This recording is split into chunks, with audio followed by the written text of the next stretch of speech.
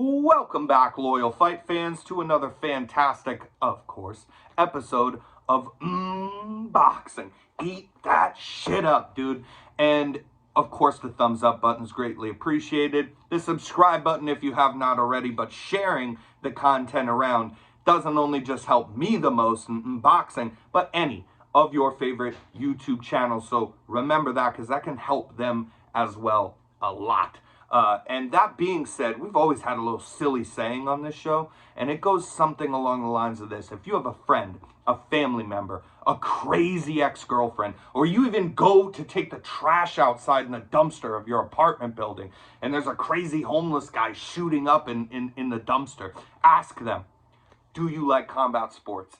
Do you like boxing? If so, I have a show to recommend you. But let's jump right in. Today, we are here to talk about Richardson Hitchens absolutely owning Jose Zepeda. His biggest step-up fight thus far, by far. Zepeda, a guy who's challenged for world titles at least twice before, maybe even 3 times if we're considering with this fight.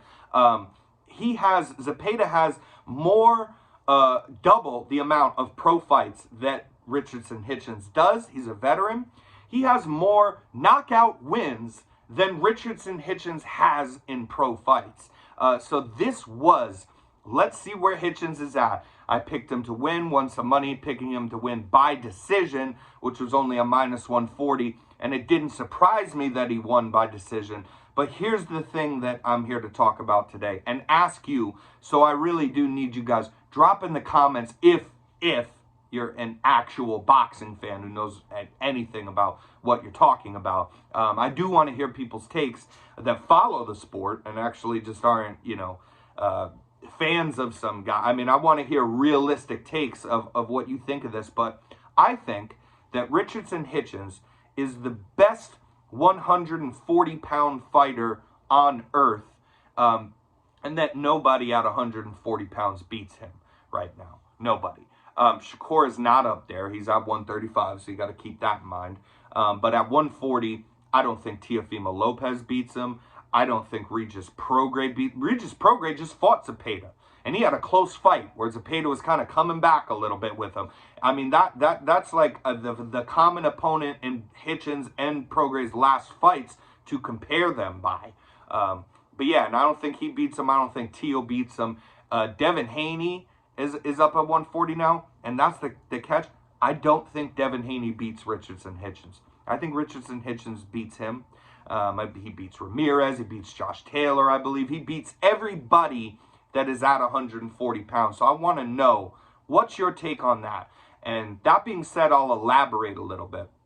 What I saw that was so impressive in this Zepeda fight by Hitchens was discipline.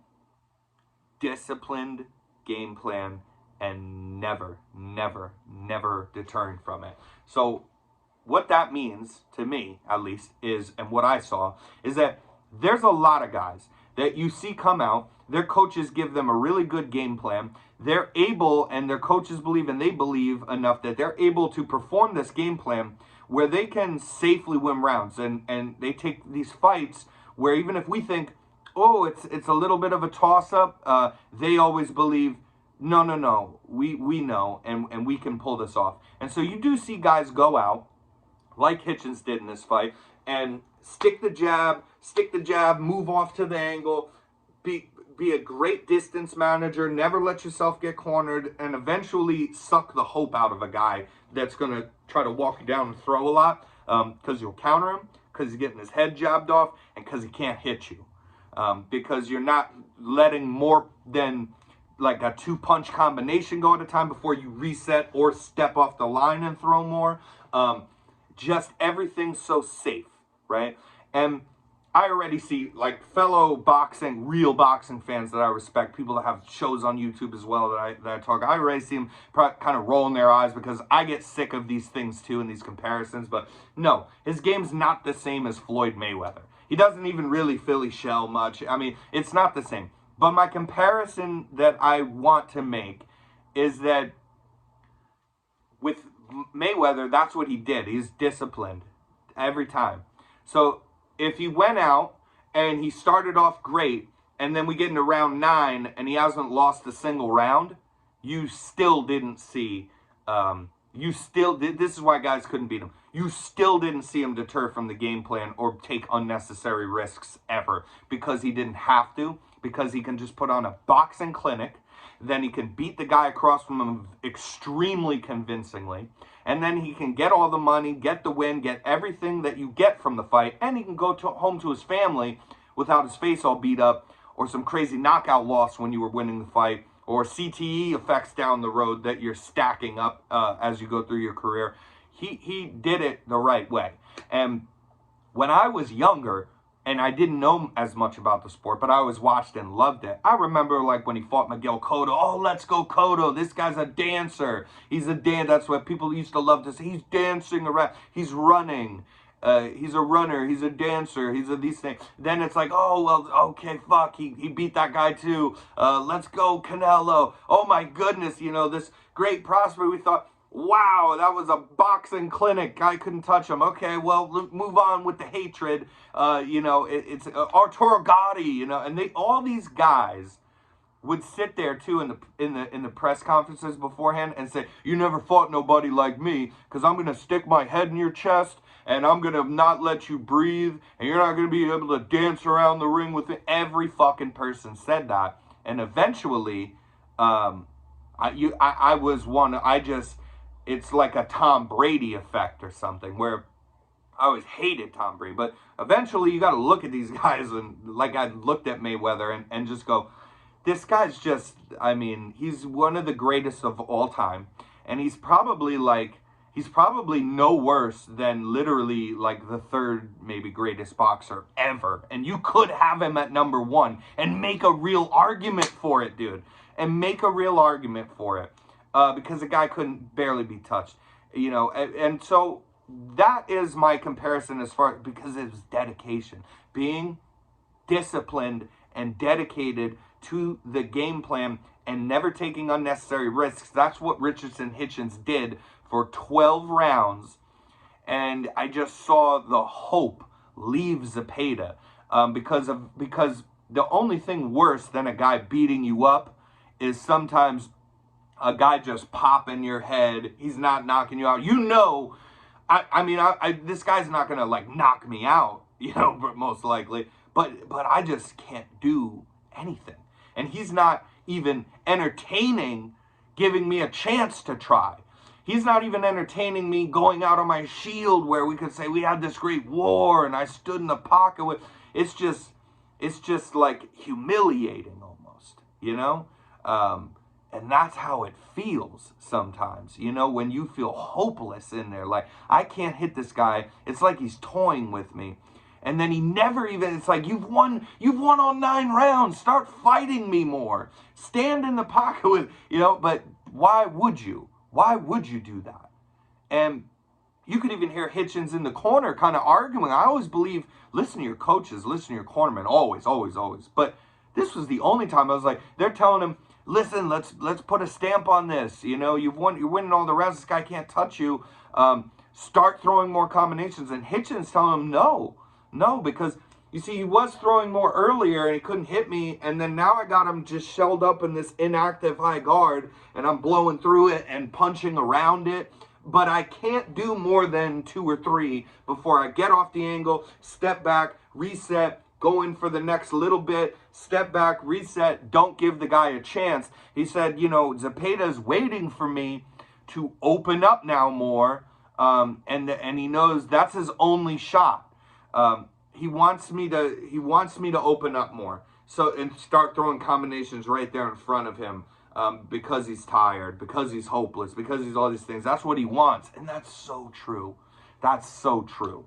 And it was just so impressive to me, man. Anyway, that's the discipline of him in this fight, and just shutting out a veteran like Zepeda, this was supposed to be the step-up fight. Again, I picked him, not shocking at all that he won, and I picked him to win only by decision. So not shocking, but shocking how I knew the guy's good. We all knew he was good, but this was supposed to be a little bit of something of a challenge. This was just like a fucking walk in the park. You know, just a walk in the park for him. And yeah, I don't think, Devin Haney, what he does, first off, because he's a safe enough, disciplined fighter as well. But the reason I think he beats Devin Haney, he's not as disciplined as Richardson Hitchens, I do believe, in sticking to the safe game plan, doing what you're good at, and just walking out of there on an easy night. Never giving a guy a chance. Never, ever taking unnecessary risks. I do think Devin takes some. He's mostly like that. But even in the Linares one, you saw him winning so many rounds where he's clearly win the fight. I think it was around 9 or 10 of the fight. And then like he started opening up, like I just talked about, and kind of being like, well, this guy can't touch me. I'm more confident now. Let's go for it. And he got cracked because that's what hopeless people are waiting for. Hopeless fighters are waiting for the haymaker, the Hail Mary, the stand in the pocket with you and let's see what happens. But you don't need to do that when you're as good as Richardson Hitchens is. Devin Haney's very good too, but he does do that. He will deter from the game plan. And you know what? His big step up, like, I know he won the belts off Kambosos. Is anybody under the impression that when George Kambosos pulled off that incredible upset over Teofimo Lopez, was anybody honestly, under the impression ever that, well, he has all the belts, and so therefore, like, did anybody really think George Kambosos is the best guy at 135 pounds? Because I sure never did, even after the win. So I basically assume with that, when they're kind of going around who's going to get the fight with them, and everybody's coming to events and trying to, get the fight with George, whether it was Devin Haney, which it was, or Vasyl Lomachenko, or a Tio rebound, or any of these guys, I assumed that Kambosos is going to lose those belts. And it just so happened to be Devin Haney, and so he did. He lost the belts. But the Loma fight was the step up where we're like, well, let's see what this is worth. Loma's older. Loma's still great, but he doesn't crack, and he's had all this time off. He's taking more and more time off now between fights as well. And Devin's a lot bigger than him. And I thought Lomachenko beat Devin Haney. One of the reasons is because Devin doesn't just manage distance, which he does, right? And try to not let himself get cornered. Devin will stand, fuck being cornered. He'll stand in the middle of the damn ring. I've seen it so many times. And he'll do this with his hands down, in the pocket when people are throwing combinations at him. And he'll just stand with his hands down, or try to go to the body a little, and with his fucking hands down, moving his head like that. I don't ever see, and I never have seen, Richardson Hitchens take any sort of risks like that at all. So that is all we're going to do for this episode. I want to know your thoughts, because I stand by that statement and what I just said here very strongly. I'm stating it now. Nobody at 140 pounds, because Shakur Stevenson isn't up there yet, okay? Because Shakur is who's a level up from this. He's the same thing we're talking about, but even better. But because he's not up there, nobody beats Richardson Hitchens at 140 pounds. Mark my fucking words.